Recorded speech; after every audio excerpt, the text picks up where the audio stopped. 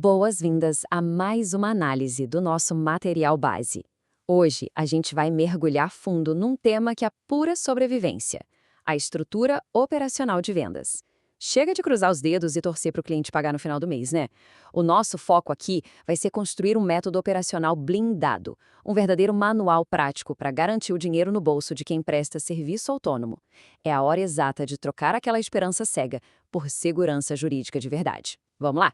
E para começar, olha só essa mudança de paradigma. A inadimplência não começa no dia em que o boleto vence e o dinheiro não cai na conta. Não mesmo. Na verdade, ela começa no exato segundo em que se decide não documentar a relação com o cliente. Porque, convenhamos, a confiança é um sentimento lindo, super importante para o relacionamento comercial. Mas a rastreabilidade é uma ferramenta. E num cenário de conflito, adivinha qual das duas funciona no tribunal? Pois é, só a rastreabilidade.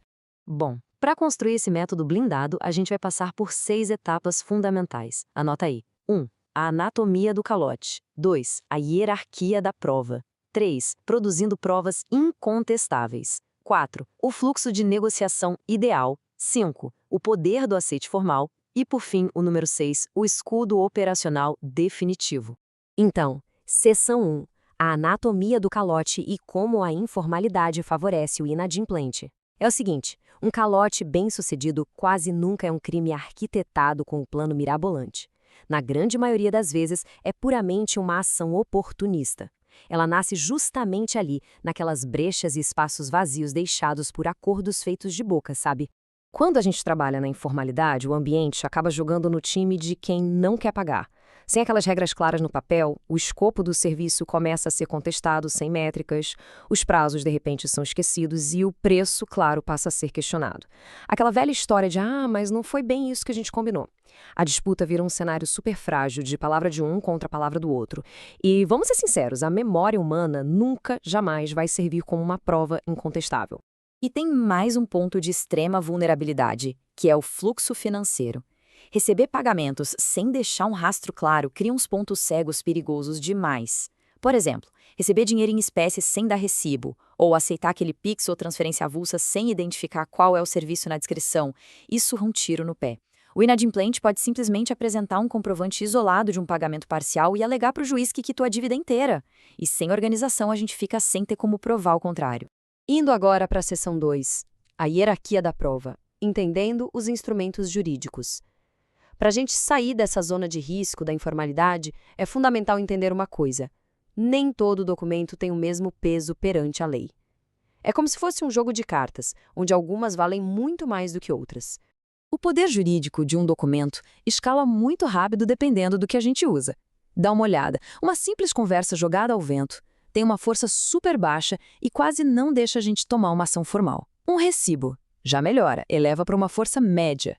Um contrato simples, assinado só pelas partes, já tem uma força alta e até permite fazer protestos. Mas o verdadeiro pulo do gato, o que muda o jogo mesmo, é o contrato assinado com testemunhas. Aí sim, a gente atinge a força máxima. E o segredo aqui está na magia do número 2. 2 testemunhas, é isso mesmo. Colocar essas 2 assinaturas extras num contrato transforma aquele papel no que a lei chama de título executivo extrajudicial. Na prática, isso significa que, se der dor de cabeça, a gente pula toda aquela fase de conhecimento do processo, que é super longa e desgastante, e vai direto para a fase de penhora de bens. É um atalho gigantesco no tribunal. Beleza, agora a seção 3, produzindo provas incontestáveis e como construir a cadeia de evidências. A gente sabe que no dia a dia, às vezes um contrato super robusto de dezenas de páginas não encaixa na dinâmica rápida de um projeto menor. Mas aí é que tá. As nossas ferramentas digitais do cotidiano, como WhatsApp e e-mail, podem sim ser transformadas numa cadeia de provas inquebrável. Olha só a diferença entre uma conversa fraca e uma conversa forte no aplicativo de mensagens. Não tem nada a ver com a boa vontade da outra pessoa, mas sim com pura técnica. Em vez de fechamos então, seguido de ok, a jogada é repetir estrategicamente o escopo do serviço, o preço exato e o prazo de entrega, e aí sim pedir uma confirmação. Por exemplo, 8 câmeras, 6.400, metade de entrada, entrega dia 15. Confirma. Quando a pessoa responde confirmo, aquilo deixa de ser um bate-papo informal e vira uma prova robusta de acordo. E falando em ferramentas, enquanto os aplicativos de mensagem são super ágeis, o e-mail institucional ainda é o rei do pedaço no mundo corporativo. Usar o e-mail cria um histórico automático salvo lá no servidor, recheado do que a gente chama de metadados, coisas como data, hora exata e até um IP da conexão. É extremamente difícil alguém contestar ou falsificar isso. Por isso, o e-mail é, sem dúvida, o canal perfeito para oficializar propostas e amarrar toda a documentação da prestação de serviço. Chegamos na seção 4, o fluxo de negociação ideal, mapeando a estrutura defensável. Ter um fluxo operacional previsível e milimetricamente documentado é exatamente o que separa quem trabalha na base do risco de quem atua como um verdadeiro estrategista de negócios, 100% protegido. O início desse fluxo ideal tem uma ordem super estrita que precisa acontecer antes mesmo de se gastar a primeira hora de trabalho. Tudo começa pegando os dados completos do cliente, a qualificação dele. Depois, a gente envia uma proposta formal, numerada, bonitinha. Aí, documentamos cada ajuste negociado no caminho até chegar na cereja do bolo, o azeite expresso. Se rolar qualquer ruído ou falta de clareza nesses 4 passos, a regra é clara. A execução simplesmente não deve iniciar. Aí entra a segunda metade desse fluxo, que é focada numa rastreabilidade sem pausas. Durante a execução, a gente gera registros de tudo, fotos do progresso, e-mails de atualização. Na hora da entrega, o cliente tem que confirmar formalmente que deu tudo certo. Na sequência, a nota fiscal é emitida já fazendo menção àquele número da proposta inicial que a gente falou agora há pouco. E para fechar com chave de ouro, guardamos tudo, inclusive os comprovantes de pagamento, numa pastinha do cliente organizada de forma cronológica. É o dossiê perfeito. Seção 5. O poder do aceite formal, o elo crucial da cadeia. No meio de todo esse fluxo de trabalho que a gente acabou de ver, tem um evento específico, um único momento, que brilha muito mais que os outros em termos de importância operacional e força jurídica. Esse momento é o aceite formal. Ele é basicamente o pino central de toda a nossa operação. É a hora exata em que aquela simples proposta em PDF que a gente enviou se transforma magicamente numa realidade vinculativa. O aceite encerra a fase de discussões e faz o contrato nascer para o mundo jurídico. Sem o registro explícito desse sim, cobrar o valor combinado no futuro vira um exercício desgastante e cheio de atrito na justiça. Mas muita atenção aqui porque essa é talvez a maior armadilha de todas para os prestadores de serviço. O aceite parcial ou condicionado.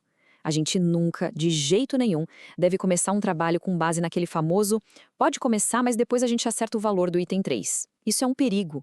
Iniciar um projeto com pendências de escopo ou de prazo é o mesmo que escancarar a porta para dor de cabeça. Toda e qualquer ambiguidade tem que ser morta e enterrada durante a negociação, nunca durante a entrega. E para fechar nossa estrutura, seção 6, o escudo operacional definitivo, as estratégias finais de defesa. Para blindar a operação de vez contra os riscos e garantir que o dinheiro entre na conta, a gente tem alguns mecanismos contratuais incisivos que funcionam como a nossa última camada de proteção. Integrar algumas cláusulas defensivas específicas no contrato permite que a gente controle a narrativa de forma proativa. Por exemplo, a cláusula de vencimento antecipado garante que, se o cliente atrasar uma única parcela, todo o saldo devedor vence na hora. Outra dica de ouro é definir o foro de resolução de disputas na mesma cidade de quem presta o serviço, além de deixar bem claro o direito de suspender imediatamente os trabalhos por falta de pagamento. Assim, as regras do jogo e a pressão para manter tudo em dia ficam sempre do lado de quem trabalha. Isso tudo deixa no ar uma reflexão super implacável sobre o sucesso comercial a longo prazo. Quando aquele conflito inevitável bater na porta, a pergunta é: a documentação que a gente tem arquivada vai contar a verdade absoluta de um jeito inquestionável? Ou o resultado de todo o suor e trabalho vai ser entregue completamente nas mãos da sorte?